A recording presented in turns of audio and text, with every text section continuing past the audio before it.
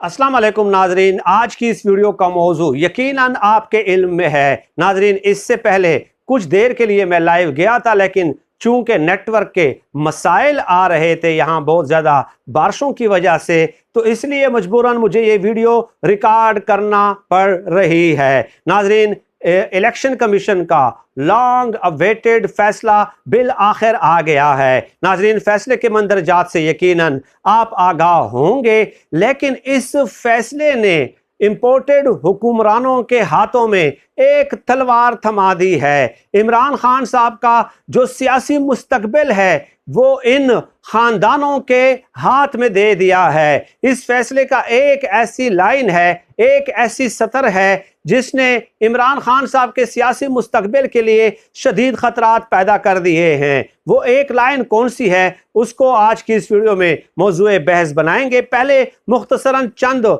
जो पॉइंट्स हैं, जो नुकात हैं इस फैसले के, वो मैं आपकी खिदमत में पेश कर देता हूं।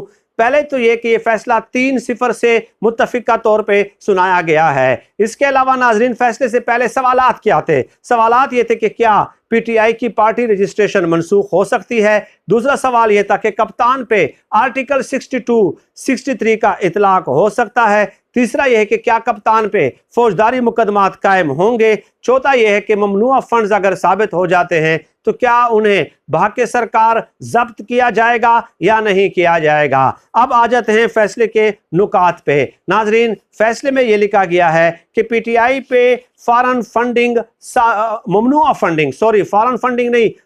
फंडिंग साबित हो गई है। वुटन क्रिकेट से मिलने वाली रकम जो है वो ममनुआ करार दी गई है, जो आरिफ नकवी साहब थे। इसके अलावा ब्रिस्टल सर्विसेज वाली रकम को भी ममनुआ प्रोहिबिटेड करार दिया गया है। यूएई, सऊदी अरब, अमेरिका, कनाडा से मिलने वाली रकूम भी ममनुआ करार दी गई है। और इसके अलावा इलेक्शन कमीशन ने कहा है कि 31 करोड़ रुपए की रकम का तहरीक इंसाफ ने जवाब नहीं दिया है। और इसके अलावा ये कहा कि 16 अकाउंट्स जो है वो हमसे छुपाए गए, 13 अकाउंट्स पोशीदा रखे गए। इस फिक्रे की मुझे समझ नहीं आई कि 16 अकाउंट्स छुपाए गए और 13 जो है वो पोशीदा रखे गए हैं। इसके अलावा आरिफ नकवी से भी पीटीआई ने जो है ना ममनुआ फंड्स हासिल किए हैं, ये भी इस फैसले में लिखा गया है। और ये कहा गया है कि पीटीआई ने 13 अकाउंट्स के हवाले से कोई हिसाब किताब नहीं दिया और हमें जो है मुतमईन नहीं कर सके हैं। इसके अलावा इमरान खान साहब के बयान हल्फी को झूठा करार दिया गया है, गलत करार दिया गया है। और साथ ही ये कि 2008 से लेकर 2013 तक इमरान खान साहब ने जो अंडरटेकिंग दी थी, जो बयान हल्फी दिए थे, वो गलत साबित हुए हैं। पीटीआई चेयरमैन ने जो फंडिंग के हवाले से दुरुस्त होने के सर्टिफिकेट दिए थे वो गलत साबित हुए हैं 2008 से लेकर 2013 तक। और ये भी याद रख लें नाजरीन कि ये जो केस था ये ममनुआ फंडिंग के हवाले से था 2008 से लेकर 2013 तक। अब नाजरीन, तहरीक इंसाफ का जो मौक़िफ़ सामने आया है वो ये फ़ारूक हबीब, फवाद चौधरी वगैरह, इन लोगों ने ये कहा है कि ये फॉरेन फंडिंग तो साबित ही नहीं हुई। फॉरेन फंडिंग के हवाले से एक वावेला किया गया, वो साबित ही नहीं हुआ। इन लोगों ने हमारे ऊपर फॉरेन फंडिंग के इल्ज़ामात लगाए थे, लेकिन यहाँ पे जो इलेक्शन कमीशन ने फैसले में लिखा है वो है नाजरीन ममनुआ फंडिंग के हवाले से। तो ये तो तहरीक इंसाफ का मौक़िफ़ है। लेकिन जहाँ तक कानूनी माहिरीन से मैंने बात की तो उन्होंने मुझे बताया कि देखें, ये जो इमरान खान साहब के बयान हल्फी 5 साल के लिए मुसलसल जो गलत साबित हुए हैं, इस पे जो है आर्टिकल 62-63 के तहत कार्रवाई हो सकती है। और उन्होंने कहा कि इसी लाइन को पकड़ के अब वफाकी काबीना और वजीर आजम एक रेफरेंस तैयार करेंगे, इमरान खान साहब के खिलाफ सुप्रीम कोर्ट में जाएंगे। और डेफिनेटली जब 5 साल के अगर आपके बयान हल्फी झूठे साबित हो जाते हैं, गलत साबित हो जाते हैं इलेक्शन कमीशन के बकौल, तो उसके बाद आर्टिकल 62-63 से बचना बड़ा मुश्किल नजर आता है। गोया ये पूरा प्लान क्या था कि इमरान खान साहब माइनस इमरान खान, सिर्फ माइनस इमरान खान की तरफ बात जा रही है। क्योंकि ममनुआ फंडिंग के हवाले से तो जैसे कि मैंने सुबह की वीडियो में भी बता दिया था कि उसके हवाले से तो यह है कि पार्टी को शोकाज नोटिस जारी होगा, जी आप आए, आपने इन फंडों का हिसाब नहीं दिया, तो आपने 15, 13, 16 अकाउंट्स का हिसाब नहीं दिया, क्यों ना आपके फंड्स जब्त कर लिए जाएं। वो तो जब्त होने की कार्रवाई होगी, फिर वो शोकाज नोटिस का पीटीआई जवाब देगी।